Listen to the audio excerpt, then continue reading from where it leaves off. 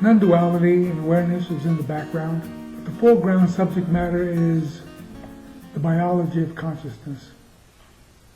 I've read about neuroscience and the bicameral brain, the split brain, the left hemisphere and the right hemisphere.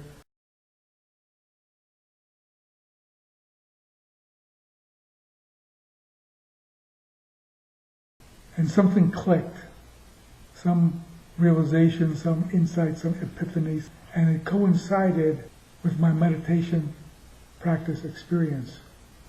One brain split in two, left hemisphere, right hemisphere, processing sensory perception information simultaneously, but in different ways. And for general terms, the left hemisphere is all about language and speech. It is involved with processing information against past information. It is a comparison processor. And the left hemisphere is home of the mind-created sense of me, the story of me. The right hemisphere, generally speaking, is present-centered awareness.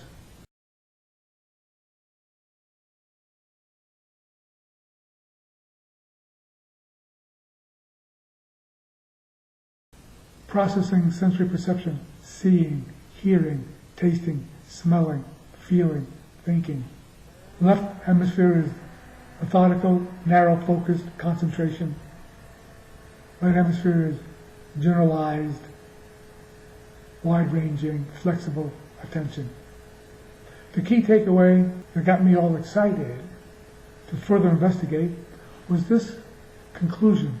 The left hemisphere, right hemisphere simultaneously receive information. Whichever one is triggered first gets excited, sends out those chemical messages, and at the same time inhibits the other hemisphere. The evolutionary purpose for this seems to be you can't have two talking heads talking at the same time. So you have one person, one hemisphere that begins through circumstances to drive the bus. If the right hemisphere is triggered first, it inhibits the left hemisphere. And what you have is quiet mind, no self. And you are in general awareness. And you are present oriented.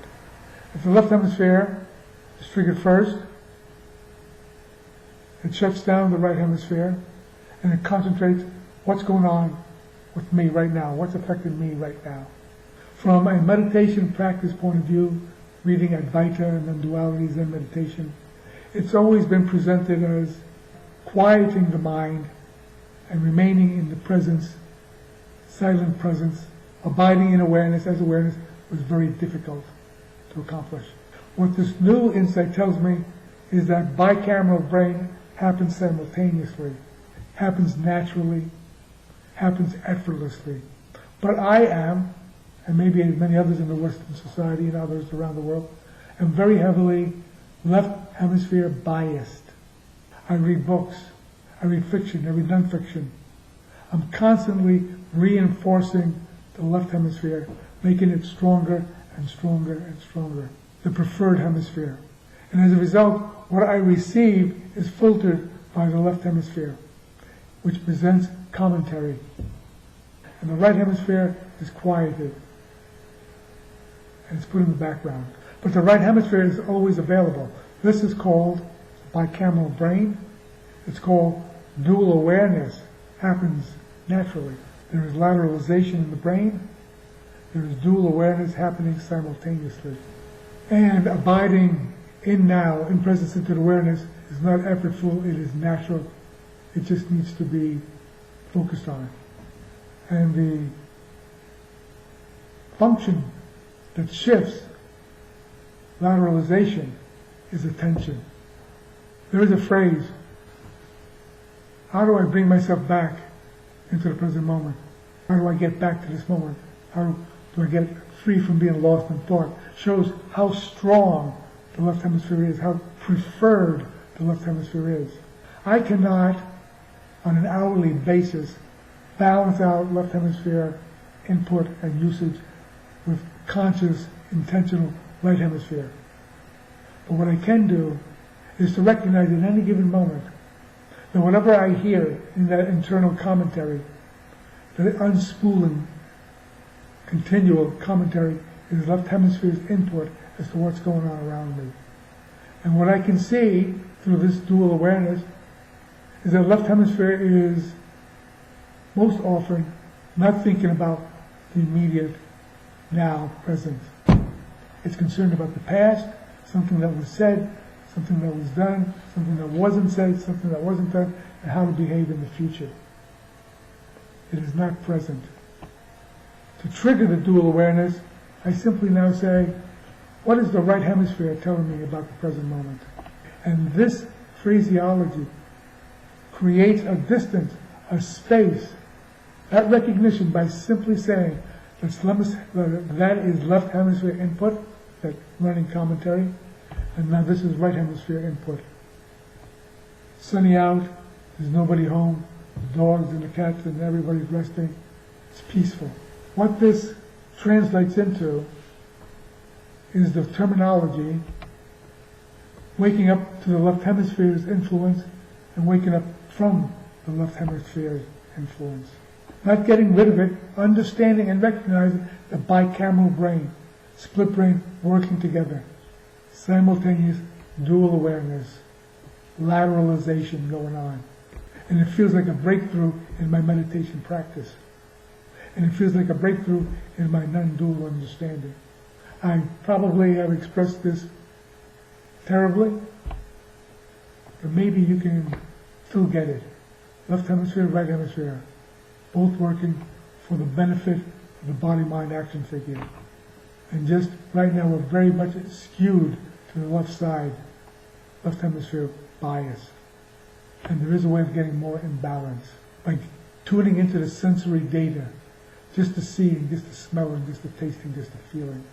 And let right hemisphere do its present-centered awareness naturally, effortlessly, and experience the difference. A large part of what's going on now, and I need to recognize and reorient attention around the fact that this me that I'm referring to is just left hemisphere.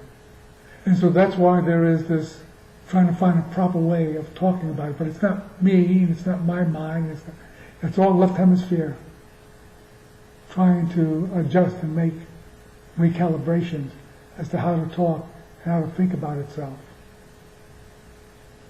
A part of this awareness, because right hemisphere to a large extent is silent, pure awareness is silent, is how to alter the way the left hemisphere thinks about itself, how it presents itself as a kind of shadow figure, a facade, recognizing it is a facade, not the true, pure conscious self, the left hemisphere self, the mind-created self, the left hemisphere created self.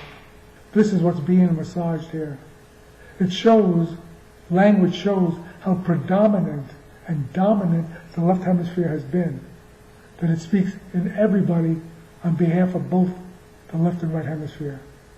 What comes out of everybody's mouth, every action figure's mouth, is left hemisphere speech, presuming to speak and be both half. But the left hemisphere is ignorant of almost half the brain's functioning. So part of this awareness is massaging the left hemisphere to open up to the possibility of what can come in from the right hemisphere, and to stand down, and to stand down. Left hemisphere is highly conditioned because of its usage.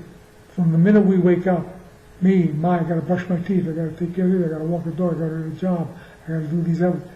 Left hemisphere is pumped up, pumped up, pumped up. The right hemisphere has been functioning all along. Left hemisphere, right hemisphere functioning. Now it's a matter of getting them to work together on a balanced basis.